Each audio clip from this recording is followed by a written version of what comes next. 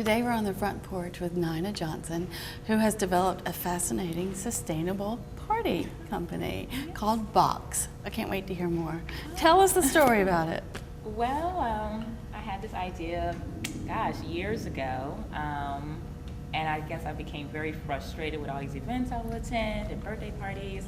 I have 2 young children, that's pretty much why. And just the accumulation of all this trash all the time. And so I was just like, there gotta be some alternatives out there to help us save this planet and also have a good time doing it. So I started doing all this research, and it was just so many options. And I don't really think people know about these options. So I just started gathering through research, and here they are. It just came about. Box Sustainable. Show us some of your products. I'd love to see it. All right. Okay, for instance, this is actually a reusable bowl. It's microwavable. It's beautiful. It's beautiful. It's hardy. You can dishwasher safe, and it's crushed bamboo. It's gorgeous. It's 100% biodegradable, meaning that it can compost, break down into the earth mass, and safe for us, use in the garden, and move on. You know, it doesn't collect any trash or anything like that out there, any unwanted particles. I love it. Yeah, same thing with It's a perfect size. I just brought some small Oh, these samples. are great. Yeah, These are great. Palm leaf, like from palm trees. These are palm leaves, pressed palm leaves. See here. It's gorgeous and perfect these size. are actually disposable. Okay, great. I mean, you can rinse them a little bit and try to reuse them a little bit, but these are more the disposable line. Mm-hmm. Now, how can people purchase these? Actually, we're working on our website right now. It will be shopbox.com, coming soon. And then also we will have we have our edible side of the line. So pretty much we wanted to have this beautiful one-stop shop for parties.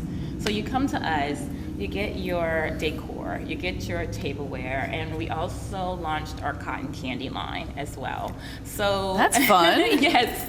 So in addition to that, while you're on the website, if you want to add some special treats to your decor, your tablewares, or whatever you're planning for, you have this option as well to rent one of our carts and to with a spinner.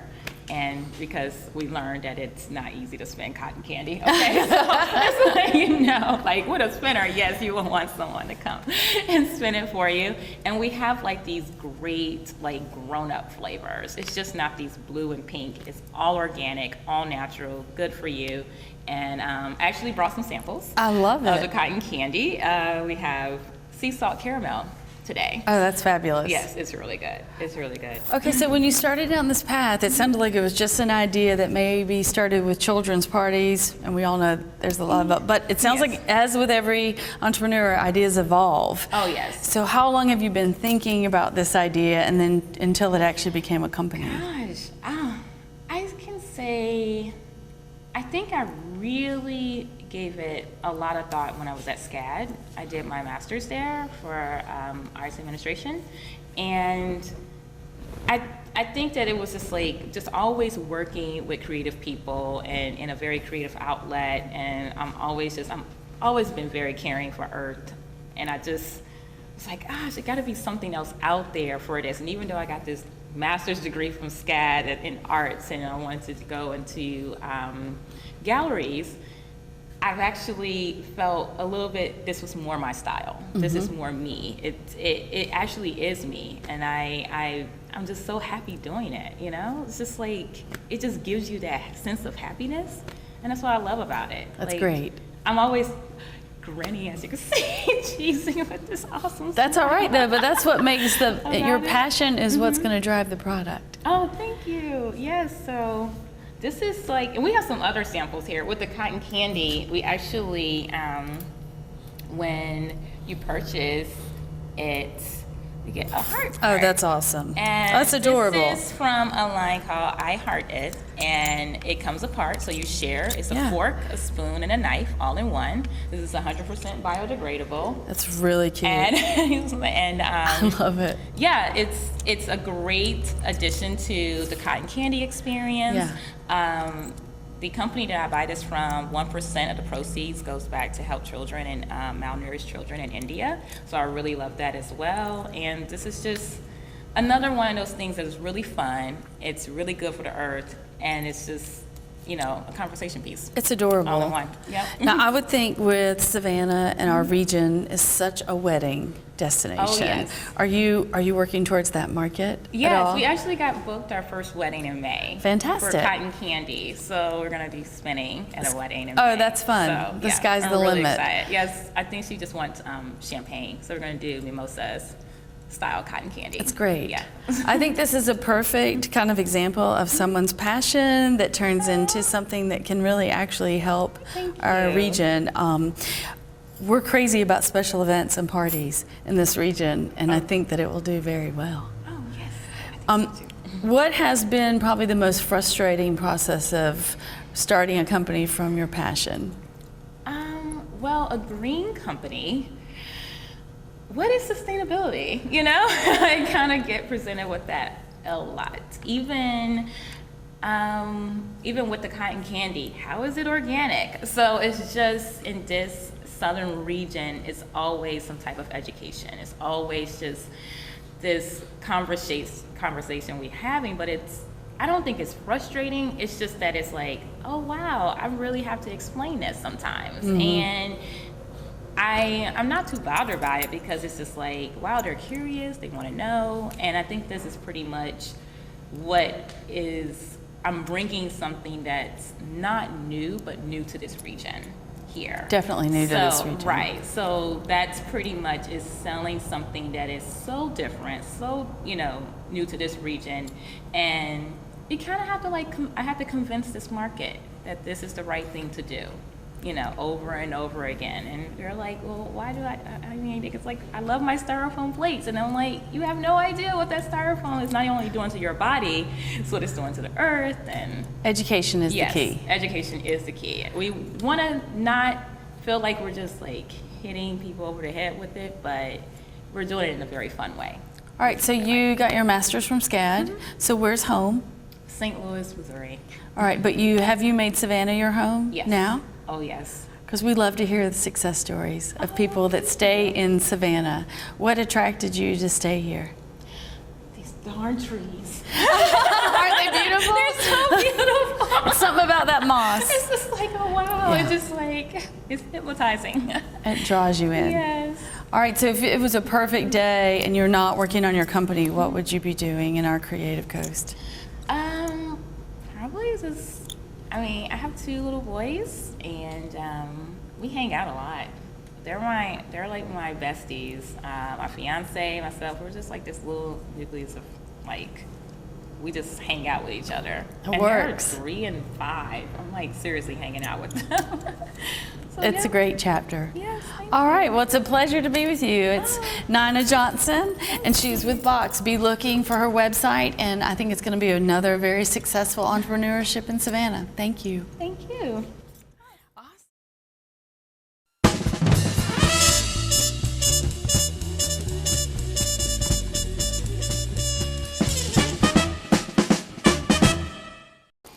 Well, I'm delighted to invite Diane Morrison to come and speak with us at the front porch, the Creative Coast's regular podcast. And Diane, you have a company called Advertising Specialty Services here in Savannah.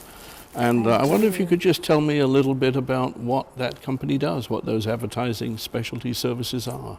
Oh, it's an awful lot of fun before anything. We are an industry of promotional products, meaning we are custom decorators of just about anything you can imagine.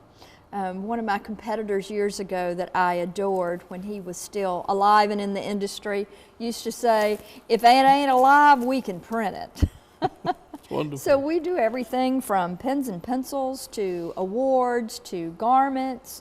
So to branding material, absolutely, to advertising anything you material, could possibly coffee imagine. Cups. Coffee If cups, you can think anything. of it, you can make Absolutely. it or provide it or find Absolutely. it. And then you print everything for people or have that printed for you? We do. We're really manufacturers reps on the lion's share part of the products that So we you know where to provide. get all these things. We do. Excellent. That's It's a great industry. I've been in it 28 years now. Wow. And when I started, The industry ad said there are 70,000 products that we can brand with your logo. And now that same industry says 1.2 million. Good Lord. So it has that's certainly incredible. grown a bit.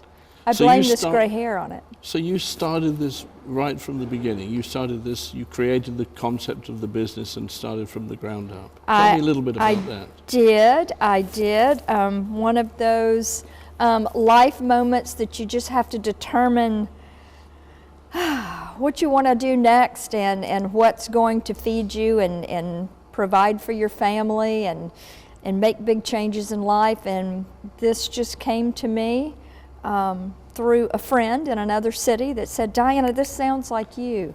You know, with your background and your experience and what you love, this just sounds like a product. So that was you pretty can, insightful of you 30 years ago to think of this. I mean, today it seems sort of second nature that one Exactly. requires branding materials, but that Right. seems like something that must have been quite different 30 years ago. It was quite different. I obviously 30 years ago was a minute younger, and I was really the child of the industry. Most of Right. my peers were retired folks selling pens and caps and calendars, and that was kind of the end of it. And you know, we certainly at Advertising Specialty have grown with the industry, and it's just been a wonderful ride. I can't say that there's been 1 minute of it that I haven't enjoyed. That's wonderful to hear. It really That's is. great. And it's not just you, it's quite a team now, isn't it? We do have a nice sized team. You know, it kind of depends on the day, but there's usually about a dozen of us, which is, you know, one thing that we could talk about this morning is hiring good people. Sure. And retaining those good people. Has that been one of your biggest difficulties or challenges in the business? You know, it really hasn't. Okay. I just feel like that we have a great process in place to recruit people Sure. and to keep them. We have quite a laundry list of longevity. We have. That's a great indicator. Oh, to it me. really is. Our newest people are really with us because where we grew again after the crash in the economy. But we have people that would have been with us 18 years, 10 years, 8 years, 6 years. And your So- customers are further afield than just Savannah, I take Oh, it. absolutely, absolutely. We have customers all over the country and in a few countries other than this one. And you've enabled that by being on the web and being which wasn't happening 30 years ago. Was not happening 30 years ago. It's really kind of an interesting story. Sure. When I very first started, it was much easier to get into our industry than it is now. You didn't have to have the amount of cash that you have now, Okay. which was a good thing for me. Sure, sure. But Was that from an inventory perspective, or was it no, just... really just cash flow because your true clients are corporate America. Right, right. And we know the red tape sometimes of getting paid from corporate America. Of course. But when I knew that I needed more than just me or me and office help, I went to Army ACS, Army Community Services, and I said, I want to hire military officers' wives. And they looked at me and said, what? No one comes in and says this. Oh, wonderful. And what that did for us before the world was flat is those young women who had a hard time finding jobs could work at their own pace because they were, most of them, moms. Sure. And a lot of times almost like single moms because sometimes their husbands were deployed Right, of or in course. school or whatever. And they would work here for a couple of years and build a nice little base, and then they'd go to California or Germany or wherever. And that's really how we got all over the world. That's incredible. So people come to you, and if I came to you as a company and said, well, do your customers come knowing what they want, or do they come to you and say, can you help me? Can you advise me on how I can best promote something or attract new customers? We have both. We have certain companies that have been with us. We have 6 customers that were our customers in the first year that we were in business. That's terrific.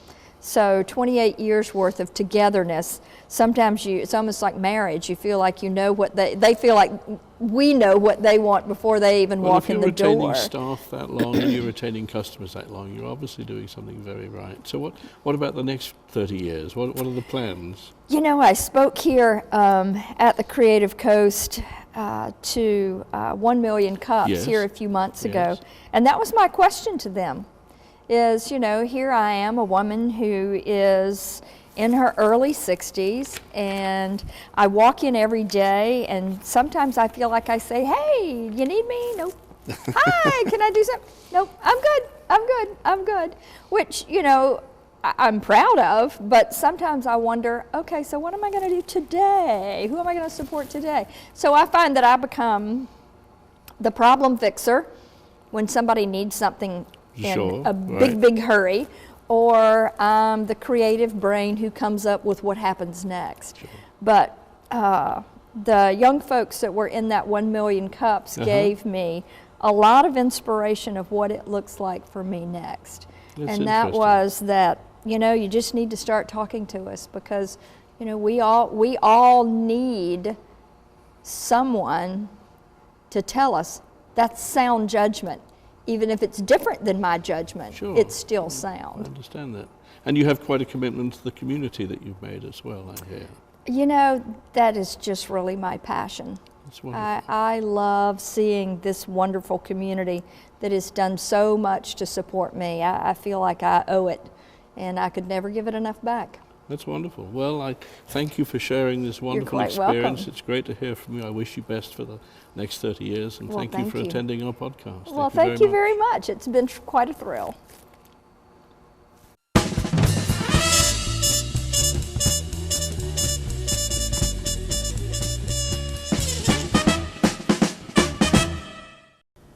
Hello, everyone, and thank you so much for tuning in to The Front Porch. Today we'll be podcasting with our very own Angelina Patel. How are you doing today? Good, how are you? Good. Thank you for having me. Oh, thanks for being here. So my first question is, what exactly is Savannah Kids Code? So Savannah Kids Code, it's a program that I started recently, this past year, and it's run on the weekends at the Islands Live Oak Public Library, and kids come in and I teach them basic fundamental coding skills, and it's kind of a workshop style. They learn something new every time, and they just come in and every kid is really enthusiastic to learn how to code. Wow, you could probably teach me how to do that because I know nothing much about coding. So what would you say is the hardest part about learning how to teach other students to code? I've actually had a lot of experience ever since my freshman year in high school. I've been volunteering and tutoring kids in lower school at Country Day, as well as I tutor a large Hispanic population in Hilton Head over the summer, teaching them English and reading skills. And so I think it was something that kind of came natural to me almost because they taught us how to do it at Country Day, tutoring our fellow peers at school, helping each other out. So I think it's kind of something I just picked up along the way. Wow. So where would you say that you see Savannah Kid Codes going in the next 5 or so years? I see it definitely expanding to other branches of the library, and I definitely see it. We're hoping to do a summer camp this year and hoping to see it expand to after school programs, and I'm hoping also after I graduate I can take it wherever I go to college as well. Wow, you sound super knowledgeable about this. I really might need you to help me with this because I have no idea how to do any of this coding stuff, but it looks awesome. So what would you say is the most entertaining or the most memorable part for you when it comes to coding? I think just seeing the final product, what you end up creating, and how, you know, so much it kind of looks like gibberish to most people. And so I think just seeing like how all those numbers and brackets and words just come together and make something so cool. And, you know, people are always asking me, you know, what is coding? Like, I don't really understand what it is. And, you know, you just explain it, it's like a foreign language, but, you know, for computers, and it's something that comes together to create something so cool. And it's so interesting that kids from all ages can learn how to do it. Wow. So you also recently just presented this idea in the fast pitch competition, correct? Yes, So correct. how was that experience for you, given that you were one of the youngest competitors there? So that experience was really great. I was really nervous about it being one of the youngest competitors, obviously. And I've done big school presentations and stuff, but this was a little different competition and in front of a large crowd of adults and judges. And so I thought it was a great experience. It definitely helped me build up my leadership and being able to step up in a crowd of people. And it was great to just create awareness for getting kids involved in coding at a young age, and then just to spread awareness for the program as well. Wow, okay. So why should kids learn how to code? So one problem, the biggest problem that I see with my generation is that we're constantly focusing on what other people are doing, and we're not focusing on what we could be doing to make an impact in the community. And so I think coding is something that just allows you to take everything into your own hands, and you can really take control and make something amazing that has a lasting, sustainable impact on the community or on other people by creating an app or a website or some sort of thing that can really help people out in the community. Okay, so for people who aren't necessarily in the Savannah area, how would they go about finding more resources or literature on how to code? So I started coding on my own, and I was a self-learner in the beginning. And what I did, there's plenty of online resources, such as Code Academy is really great. It's just an online website, and you code online, and it's very useful. And then also edX, they have great courses from MIT and Harvard, and they're really self-paced, and you can just do it at your own will, you know, do whatever courses you want to take, and they're all a wide variety of computer science courses. So I think those are good places to start. And then after that, I think if you're a teenager or even a middle school student, going to camp and experiencing that with other people that love to code is great as well. Nice. So this is extremely interesting. Like, I think I'm going to go ahead and do some research by myself to get my code skills up. So what was the easiest part for you in coding, or how did you begin coding in the first place? So I first started, I had just quit gymnastics. I had been doing it for 12 years, and so stopping gymnastics, I was bored with my time completely, and my parents saw that, and my brother saw that, so I was trying a whole bunch of new things, and so I was reading articles about how up and coming coding was and how it's such a vital thing for kids to learn, and so I tried it, and I just loved it. And so then I started doing online courses over the summer and during school, and then I went to camp 2 summers ago, and I absolutely loved it. Wow. So what would you say is the number one thing you would want people who attend Savannah Kid Codes to take from? I think to take away the fundamentals of coding and really understand how you can just take coding and turn it into something so cool, and how you can turn it into anything you want to, whether it's making an app or a video game, and how you can personalize it, and how coding is just something that reaches so many people. Mm-hmm. Well, thank you so much for being with us today, Angelina. We definitely you. appreciate you coming and taking our time to explain what Savannah Kid Code actually is. Thank you. But it's been a pleasure having you. Do you have anything else you would like the audience to know? Oh, no, thank you for having me. Of course.